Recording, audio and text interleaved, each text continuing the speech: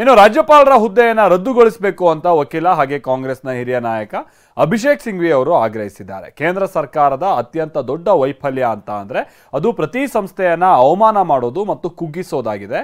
ರಾಜ್ಯಪಾಲರ ಹುದ್ದೆಯನ್ನು ಹೀಗಾಗಿ ರದ್ದುಗೊಳಿಸಬೇಕು ಅಥವಾ ಒಮ್ಮತದ ಮುಖೇನವಾಗಿ ಕ್ಷುಲ್ಲಕ ರಾಜಕೀಯದಲ್ಲಿನ ವ್ಯಕ್ತಿಯನ್ನ ನೇಮಿಸಬೇಕು ಅಂತಂದ್ರೆ ರಾಜಕೀಯದಲ್ಲಿ ಇಲ್ಲದ ವ್ಯಕ್ತಿಯನ್ನ ನೇಮಿಸಬೇಕು ಅಂತಲೂ ಕೂಡ ಅವರು ಆಗ್ರಹ ಮಾಡಿದ್ದಾರೆ. Today, see governors, for example. That is a very big failing of this government. They have demeaned, devalued and diminished every institution. I find it very sad. Governors, Mr. Ambedkar, Baba Sahib said that there cannot be two swords in one scabbard. In one state, only you can be the elected CM. I can be only a nominated governor. Both of us, एक म्यान में दो तलवार नहीं रह सकती है. आज क्या हो रहा है?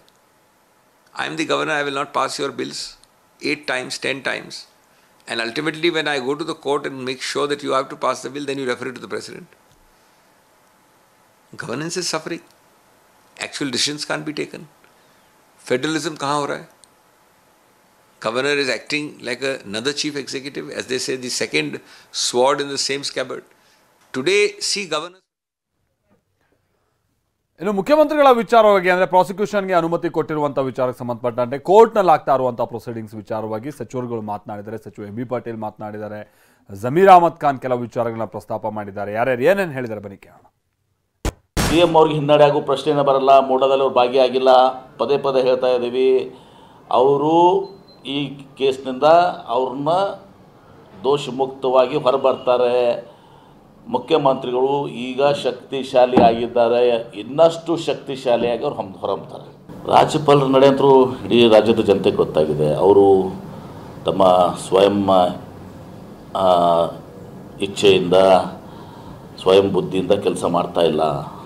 ಅವರು ಕೇಂದ್ರ ಸರ್ಕಾರ, BJP ಸರ್ಕಾರ, ನರೇಂದ್ರ ಮೋದಿ, ಅಮಿತ್ ಶಾ ಅವರ ನಿರ್ದೇಶನದಂತೆ ಕೇಂದ್ರ BJPಯ ಕೇಂದ್ರ ಸರ್ಕಾರ ನಿರ್ದೇಶನದಂತೆ ನಡೀತಾ ಇದ್ದಾರೆ. ಕೈಗೊಂಬೆಯಾಗಿ ಒಂದು ದಿವಸ ಅವರು ಇಲ್ಲಿದ್ದಾರೆ. ರಾಜಭವನ BJP ಕಚೇರಿಯಾಗಿ ಪರಿವರ್ತನೆಗೊಂಡಿದೆ.